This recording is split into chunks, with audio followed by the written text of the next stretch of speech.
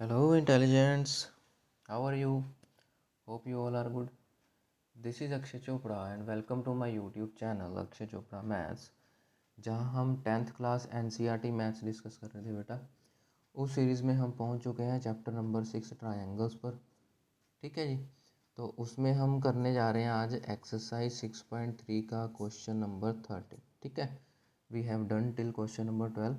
Now we are going to start question number 13।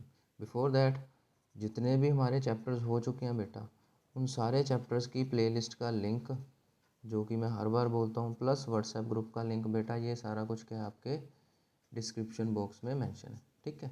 तो description में जाना, व्हाट्सएप में ऐड होना और वहाँ अपने डाउट्स क्लियर करना, प्लस पिछले चैप्टर भी ज़रूर देखना। चलिए स्टार्ट करते हैं क्वेश्चन नंबर 13 से।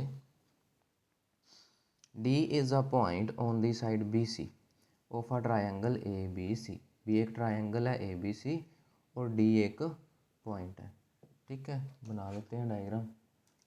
डायग्राम कैसी है कि वो कह रहा है D is a point on the side B C of a triangle A B C. कि आपके पास ये एक ट्रायंगल है ए बी सी, कोई भी है, लो ए बी सी, उसके ऊपर कोई भी पॉइंट है डी मान लो यहाँ पे, such that angle A D C यानी ए और डी को आपस में ज्वाइन करना पड़ेगा। लो कर दिया join. Angle A D C, ये एंगल किस एंगल के इक्वल है? B A C. B A सी मतलब ये पूरे एंगल के बराबर है।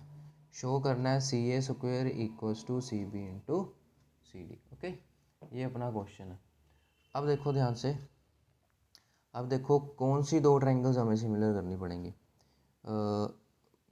सी ए सी बी और सी डी। हाँ, ये बड़ी छोटी ट्रायंगल में ही आ रहा है, तो ये बड़ी छोटी ट्रायंगल ही ले लो। ठीक है, क्या करेंगे, in triangle A D C and triangle B A C. ठीक है।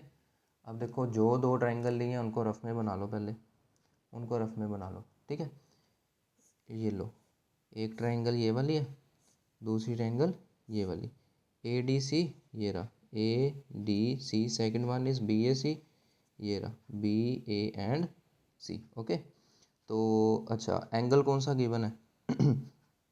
ए डी सी ये एंगल बी ए सी, ये तो दो कोरस्पॉन्डिंग एंगल इक्वल है। ठीक है, और wait a minute, A C D, ये सी कॉमन तो नहीं आ रहा, ए सी डी बी सी, हाँ ये भी एंगल कॉमन आ रहा दोनों में। ठीक है, ध्यान से देखो क्या कर रहे हैं, ये तो इक्वल गिवन ही है। Angle A D C equals to angle B A C, ये तो गिवन है ना, A D C and B A C, ये तो गिवन है इक्वल। ठीक है, उसके बाद ये देखा C angle A C D और बी सी ए, ये सी एंगल दोनों में आ रहा है ना, तो ये एंगल हो गया कॉमन। तो क्या लिखेंगे, angle A D C equals to angle B A C, ये क्या है, गिवन है। और angle A C D equals to angle B C A, ये क्या है, दोनों में कॉमन है। तो बेटा ये दोनों ट्रायंगल सिमिलर हो गई ना।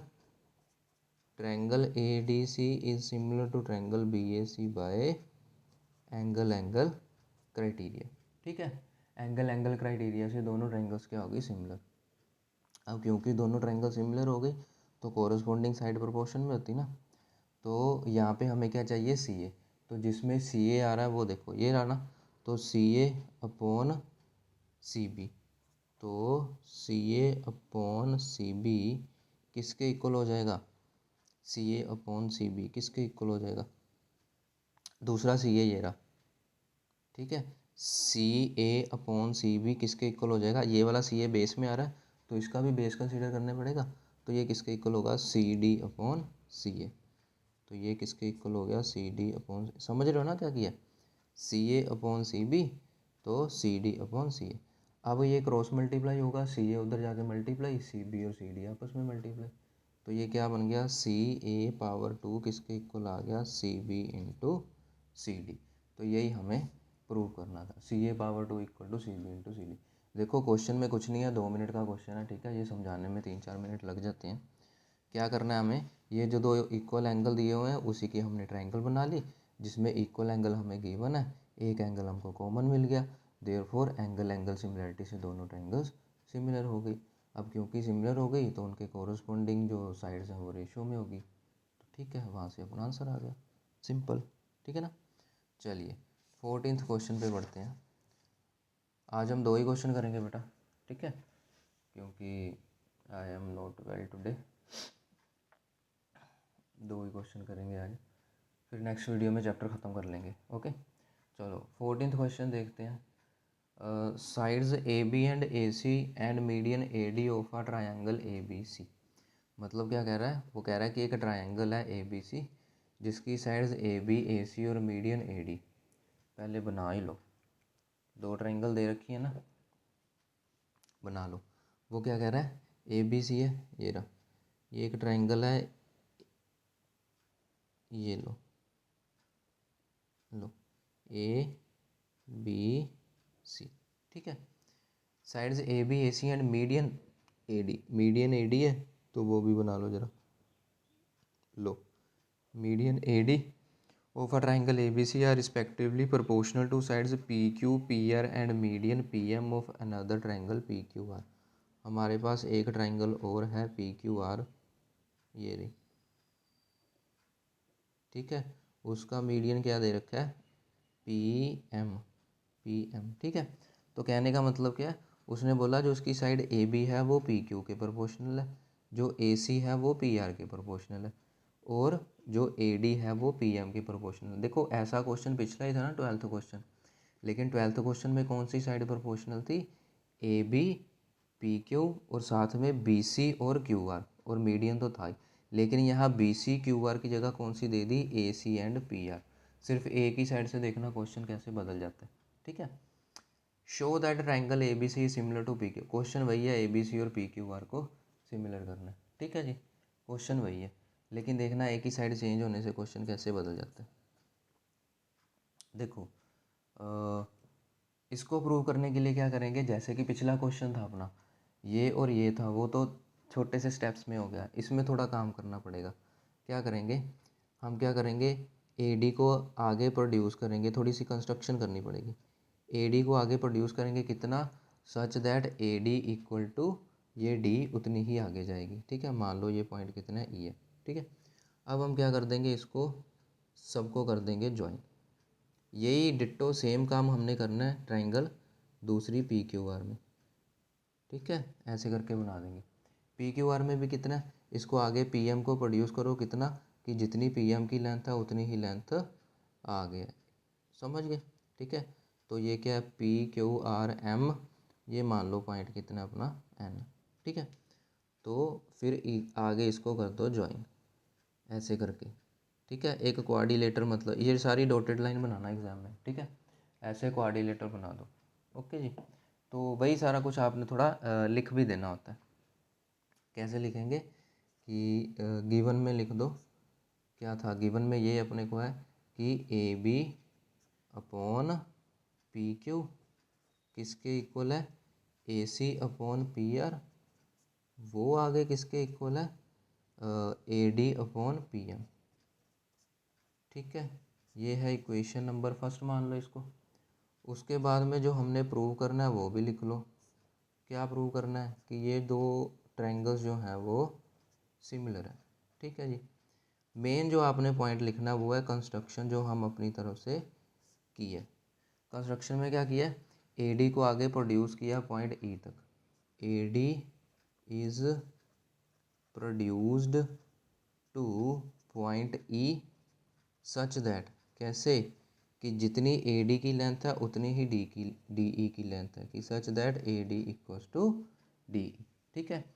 अब बी ई और ई सी को ज्वाइन करना है, now join B E and E C, ठीक है। ये थोड़ा लिख देना, हालांकि प्रूफ इतना बड़ा नहीं है, बस ये सब कुछ लिखना ना तो थोड़ा टाइम लगता है।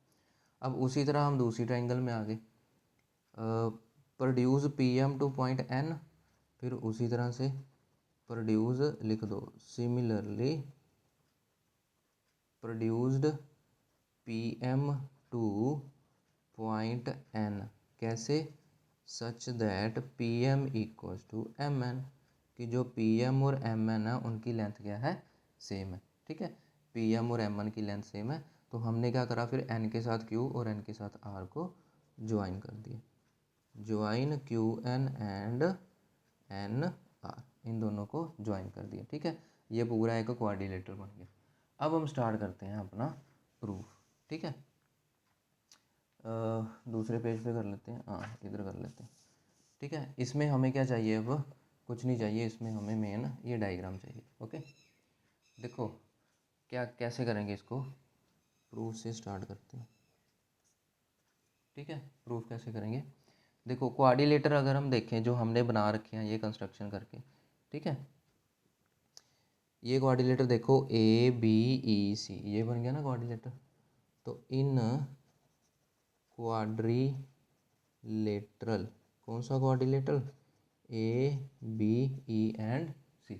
अब ABEC क्वाड्रिलेटर में क्या है, ये देखो पास में ले आते हैं। ABEC क्वाड्रिलेटर में क्या बेटा, डायगोनल जो AE और BC एक दूसरे को बाइसेक्ट कर रहे हैं। क्यों कर रहे हैं बेटा? देखो अब देखो ना, ये एक क्वाड्रिलेटरल है, तो ये दोनों तो डायगोनल बन गए ना इसके, BC और AE। ये इतना तो क्लियर है ना, ये दो डायगोनल बन गए।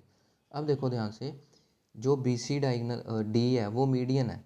मीडियन का आपको लास्ट वीडियो में भी मतलब बताया था। मीडियन का मतलब क्या होता है कि जो इस साइड को दो इक्वल हिस्सों में डिवाइड कर दे, यानी BD और DC की वैल्यू क्या है? सेम है, यानी ये डायगोनल तो दो इक्वल पार्ट्स में बट गया।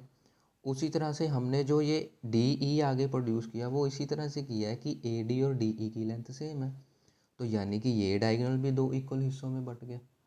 समझ गए ना? ये तो बाय डिफ़ॉल्ट गिवन था, लेकिन ये हमने कंस्ट्रक्शन ऐसी करी कि ये डायगोनल हमें क्या है? गिवन हो गया कि ये भी बाइसेक्ट कर रहे हैं। तो सिंस दोनों डायगोनल बाइसेक्ट कर रहे हैं तो वो क्वाड्रिलेटर क्या बन जाता है? पैरेललोग्राम। ये पैरेललोग्राम की प्रॉपर्टी होती है। ठीक है, तो क्या लिखेंगे? डायगोनल्स AE एंड, ये 9th में भी पढ़ा होगा आपने, AE and BC bisects each other. ये एक दूसरे को बाइसेक्ट कर रहे हैं, therefore ABEC is a parallelogram. ठीक है, तो ये क्या बन गया? एक पैरेललोग्राम बन गया।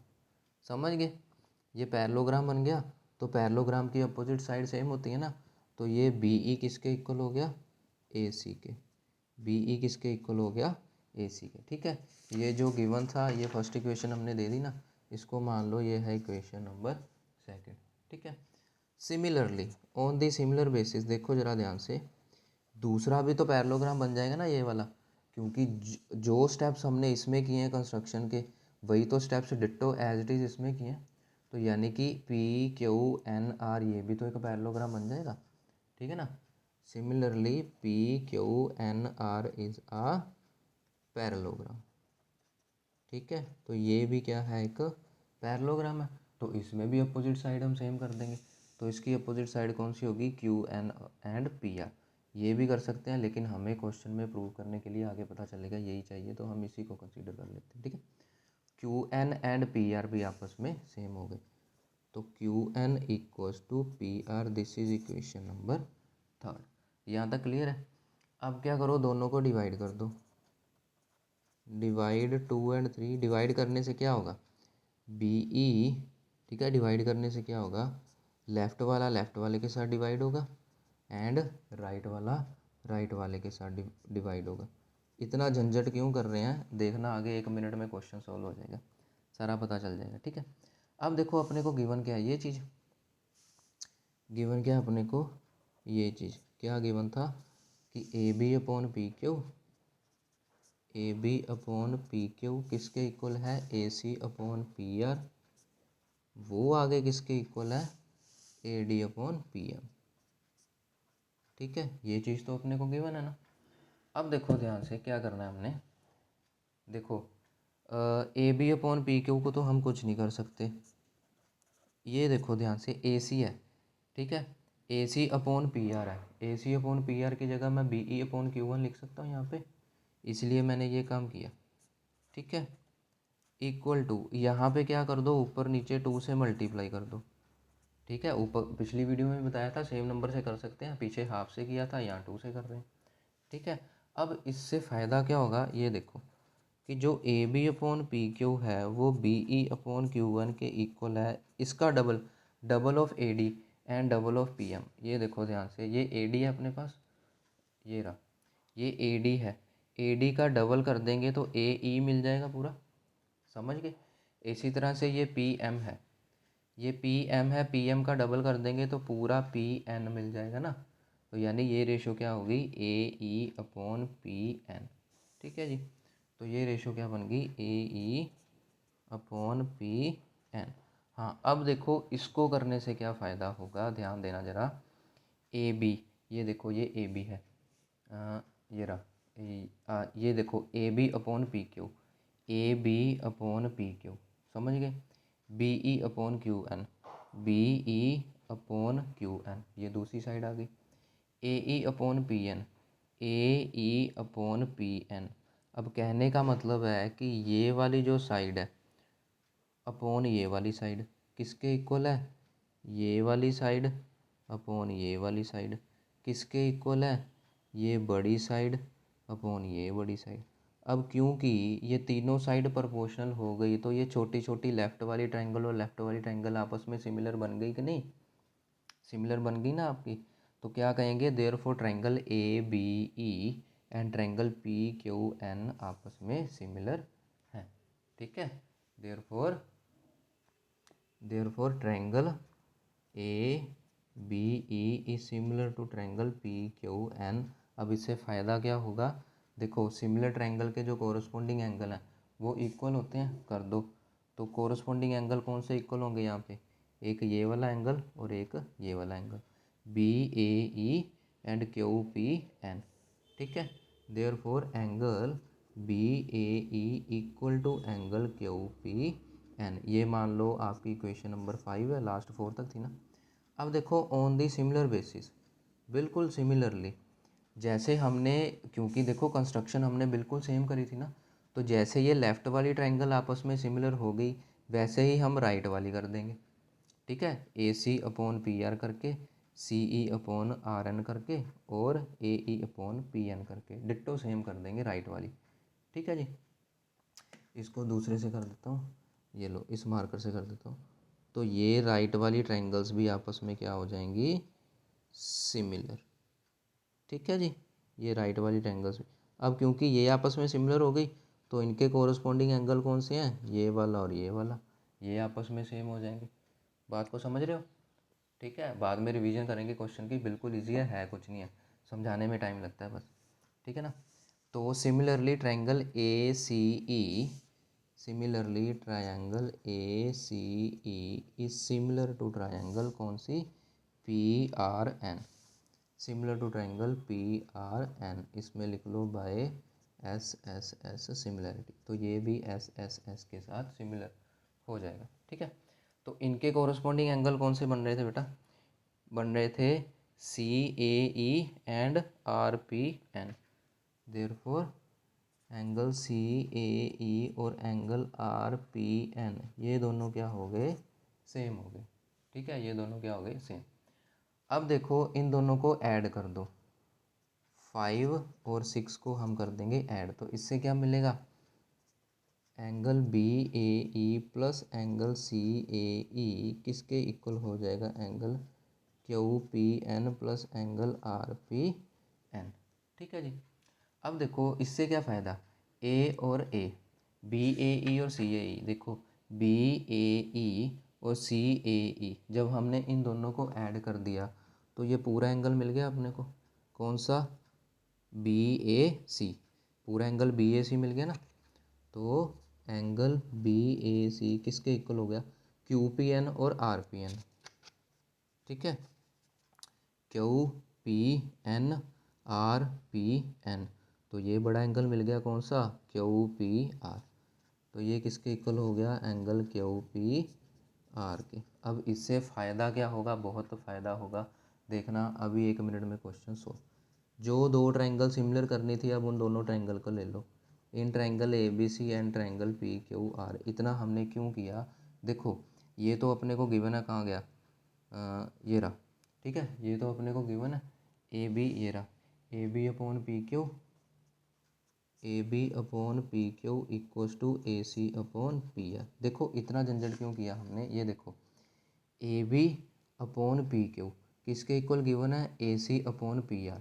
अब दो साइड आपस में प्रोपोर्शनल हैं, तो उनके जो बीच वाला एंगल अगर सेम हो गया तो साइड एंगल साइड से ये दोनों ट्रायंगल प्रोपोर्शनल हो जाएंगी कि नहीं, ओ सॉरी सिमिलर हो जाएंगी कि नहीं, और इनको सिमिलर ही तो प्रूव करना था, क्योंकि हमें ये लेफ़्ट और लेफ़्ट की डिवीज़न, राइट और राइट का डिवाइड, ये प्रोपोर्शनल गिवन ही था। हमें चाहिए था कि बीच वाला एंगल भी हम ले आएँ इक्वल, ताकि साइड एंगल साइड से ये दोनों ट्रायंगल जो हमने प्रूव करना है वो सिमिलर हो जाए। तो ये बीच वाला एंगल इक्वल करने के लिए जो हमने इक्वेशन नंबर 7 बनाई, ये सारा काम किया, समझ गए। तो एंड 7 इक्वेशन से क्या हुआ, angle BAC equals to angle QPR, इसको क्या कर दिया हमने, प्रूव कर दिया हुआ है, और ये क्या है, गिवन है, ठीक है।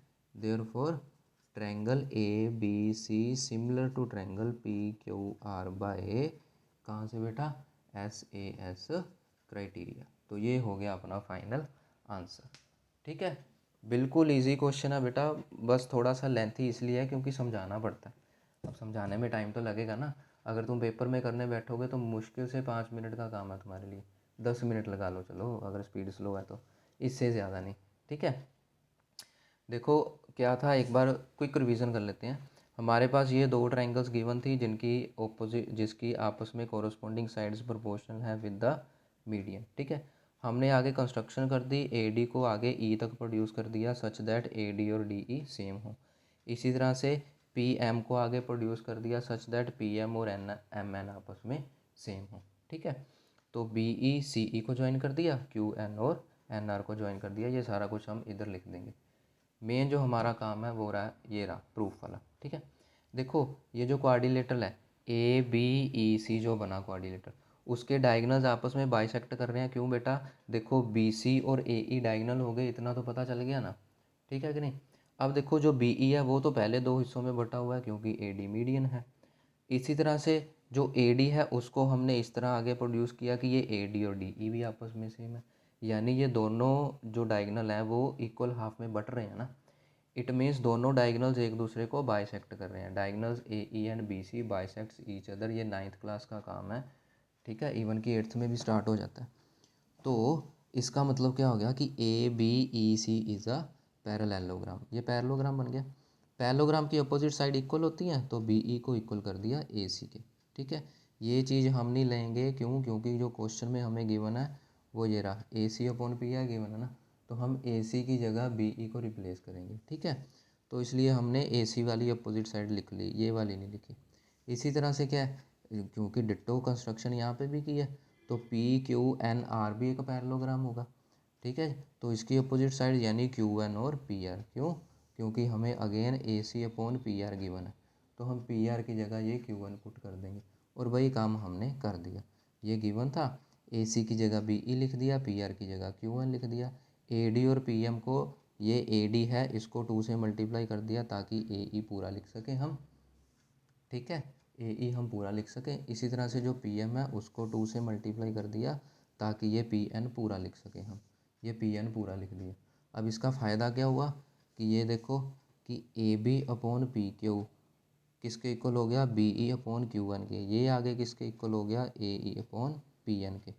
तो ये क्या है, कोरस्पॉन्डिंग साइड आपस में प्रोपोर्शनल हो गई ना, तो प्रोपोर्शनल हो गई मतलब ये लेफ़्ट वाली ट्रायंगल आपस में हो गई सिमिलर।